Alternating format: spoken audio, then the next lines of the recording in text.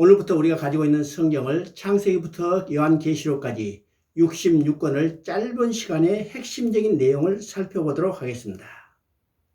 첫 시간은 성경이 어떤 책인지 또 어떻게 읽어야 할 건가를 살펴보는 성경 전체에 대한 교요입니다. 먼저 질문을 드리겠습니다. 여러분 인생에서 가장 중요한 일이 무엇인가요? 무엇을 추구하면서 살았습니까?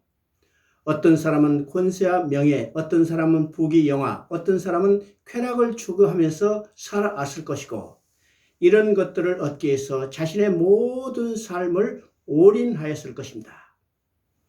그렇게 해서 그것들을 얻었다면 만족을 얻었습니까? 아마도 만족 대신 공허함을 느꼈을 것입니다. 그렇다면 이것들이 우리 인생에서 가장 중요한 일이 아니라는 것입니다. 그러면 우리 인생에서 가장 중요한 일은 무엇일까요? 우리 인생에서 가장 중요한 일은 하나님께 돌아가는 일입니다. 엄마를 잃어버린 어린아이에게 가장 중요한 일이 무엇일까요? 엄마를 잃어버린 어린아이에게 가장 중요한 일은 엄마를 찾아 엄마 품에 안겨서 그 안에서 기쁨과 평안함을 누리는 것입니다. 이와 같이 하나님을 떠난 인간, 하나님을 잃어버린 인간에게 가장 중요한 일은 하나님께 돌아가는 일입니다. 그런데 범죄함으로 하나님 앞에 쫓겨난 인간이 스스로 하나님 앞에 돌아갈 수 없습니다. 그래서 하나님께서 내가 돌아오게 하리라 하시고 구원의 역사를 이루어 가십니다. 이 구원의 역사를 이루어 가시는 일을 역사적인 사건을 통해서 기록해서 우리에게 주신 책이 성경입니다. 이렇게 성경이 하나님의 일하심을 기록한 역사적인 기록이므로 성경을 읽을 때 올바른 역사관을 가지고 읽어야 합니다. 그러면 성경을 읽을 때 가져야 할 역사관을 세 가지로 말할 수 있습니다. 첫 번째 역사관은 역사의 주인은 하나님이시고 철저히 하나님이 절대 주권을 가지고 역사를 운해 나가신다는 것입니다. 그래서 세계사의 중심은 하나님의 구속의 역사이며 구속사의 관점에서 볼 때 역사의 진정한 의미가 무엇인가, 또 그 배후에서 섭리하시는 하나님의 절대 주권을 볼 수 있는 것입니다. 두 번째 역사관은 하나님의 역사는 반드시 시작과 끝이 있다는 것입니다. 끝이 있다는 것은 도달할 목표가 있다는 것이고 그 목표는 처음 시작할 때보다 성숙된 것, 향상된 것, 완전한 것입니다. 이렇게 하나님의 역사는 도달할 목표를 향해서 일직선상으로 전진해 나가신다는 것입니다. 세 번째 역사관은 하나님의 역사는 하나님의 목적과 계획대로 반드시 완성하시고 종결하신다는 것입니다. 그래서 하나님의 목적과 계획은 절대로 실패하는 일이 없습니다. 결코 중단되거나 포기하거나 변경되는 일이 없습니다. 하나님은 성경을 기록하실 때 시대마다 그때의 사람을 부르셔서 성령의 감동을 주셔서 하나님 자신의 일하심을 기록하게 하셨습니다. 그래서 성경은 1600년 동안 40명의 저자에 의해서 기록됐습니다. 현재 우리가 가지고 있는 기독교의 정경은 66권입니다. 성경은 66권이지만 66개의 주제를 말하고 있는 것이 아니라 오직 한 가지 주제만이 있을 뿐입니다. 이 하나의 주제를 구약과 신약이라는 두 개의 장과 창세기에서 계시록에 이르는 66개의 과로 나눠서 설명하고 있습니다.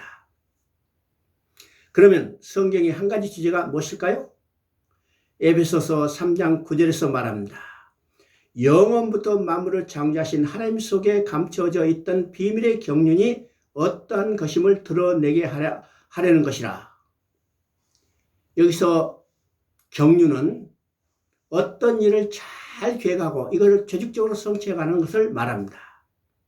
그러므로 하나님의 비밀의 경륜이란 인간을 구원하기 위한 하나님의 구원 계획입니다. 이렇게 성경은 창세기부터 계시록에 이르기까지 하나님께서 인간을 구원하시기 위해서 일에 오심의 역사를 일관되게 기록하고 있는 것입니다. 이 비밀의 경륜의 핵심은 바로 예수 그리스도이십니다. 주님께서도 요한복음 5장 39절에서 너희가 성경에서 영생을 얻는 줄 생각하고 성경을 연구하거냐? 이 성경이 곧 내게 대해서 증언한 것이라고 말씀하셨습니다. 그러므로 성경 각 권에 게시되어 있는 메시아 즉 그리스도의 초점을 맞춰서 감춰져 있던 하나님의 비밀의 경륜을 드러내려면 필연적으로 성경을 구속사의 관점에서 볼 수밖에 없는 것입니다. 이렇게 구속사의 관점에서 보면 성경은 일관성과 통일성과 점진성이 있음을 보게 되는데 성경의 기록을 세 가지 비유로 말할 수 있습니다. 첫째 비유는 성경은 예수 그리스도의 초상화를 그려가는 과정에 비유할 수 있습니다. 초상화를 그릴 때 처음 한 점을 찍었을 때는 누구를 그리는지 알 수 없지만 시간이 지날수록 점차 그 그리고자 하는 대상이 뚜렷해지고 마침내 주인공이 누구인가 분명하게 드러납니다. 그 주인공은 다름 아닌 예수 그리스도이십니다. 그러자 신약에서 실체이신 예수 그리스도가 육신을 입고 이 땅에 오신 것입니다. 두 번째 비유는 성경은 창세기 역을 출발한 구원 열차가 계시록으로 하는 종착역을 향하여 달려가는 것과 같습니다. 이 열차는 예수 그리스도라는 끊이지 않는 연결된 철도위를 달려서 계시록이라 하는 종착역에 이르러 다 이뤘다고 선언하게 됩니다. 여기에 성경의 일관성과 통일성과 점진성이 있습니다. 그러므로 성경은 점들의 모임이 아니라 선인 것입니다. 세 번째 부위는 성경을 66층의 높은 고층 빌딩에 비유할 수 있습니다. 이 건물에서 가장 중요한 것은 골조입니다. 이 골조가 바로 예수 그리스도이십니다.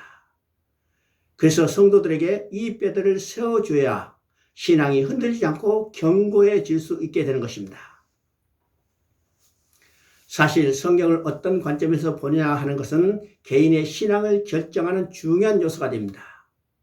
오늘날 사람들이 단편적인 성경 지식은 많은 편이지만 전체적인 내용은 물론 그 내용들이 구속사의 맥락에서 어떤 의미를 갖고 있는지에 대해서는 잘 모르는 실정입니다.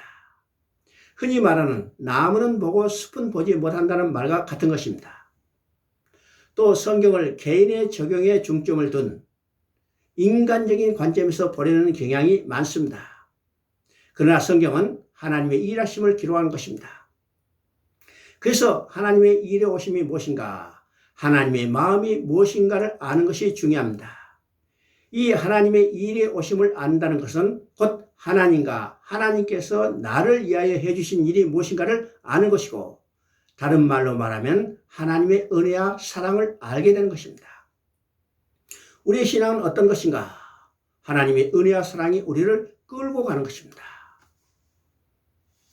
그러므로 성경을 볼 때 하나님의 일에 오심의 관점에서 전체를 객관하고 난 후에 점진적으로 분석에 들어가는 것이 더 효과적일 것입니다.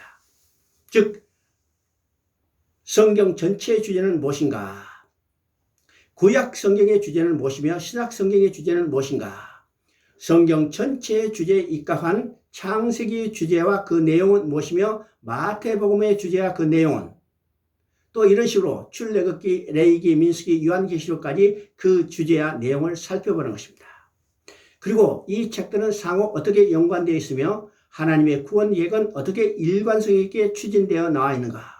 이러한 구속사의 관점에서 성경을 연구하는 것이 더 중요하고 필요하다는 말씀입니다. 그렇다면 구속사의 관점에서 성경을 연구할 때 어떤 유익이 있을까요? 첫 번째 유익은 성경을 인간 중심이 아닌 하나님 중심으로 보게 되고 내가 하리라 하시고 자신의 목적과 계획대로 이루어 가시는 하나님의 주권을 세우게 됩니다. 두 번째 유익은 성경이 내게 대해서 증언하는 것이라고 말한 대로 성경에서 그리스도를 만나게 되고 우리의 신앙의 중심에 그리스도만 드러나고 십자가만을 자랑하게 됩니다. 세 번째 유익은 그리스도를 통하여 구원해 주신 하나님의 깊은 은혜를 깨닫게 됩니다. 네 번째 유익은 언약하신 바를 반드시 지켜주시는 신실하신 하나님을 알고 믿고 확신하게 됩니다. 다섯 번째 유익은 하나님의 언약을 붙잡고 언약 위에 서 있기에 어떤 시련도 능히 극복할 수 있는 견고한 신앙을 갖게 됩니다. 여섯 번째 유익은 구속사의 동일선상에 서 있다는 자신의 정체성을 깨닫게 되고 하나님 나라를 확장해 나가는 일꾼으로서 투철한 사명감을 갖게 됩니다. 7번째 유익은 사랑과 은혜를 받은 만큼 하나님을 사랑하고 경외하게 되는 것입니다. 그러므로 성경을 구속사의 관점에서 연구하는 것이 더 필요하고 중요하다는 말씀인 것입니다. 그런 차원에서 이 강의를 통해서 창세기로부터 요한계시록에 이르기까지 성경 전반에 펼쳐지고 있는 하나님의 구원 계시를 여러분과 더불어 살펴보려고 합니다.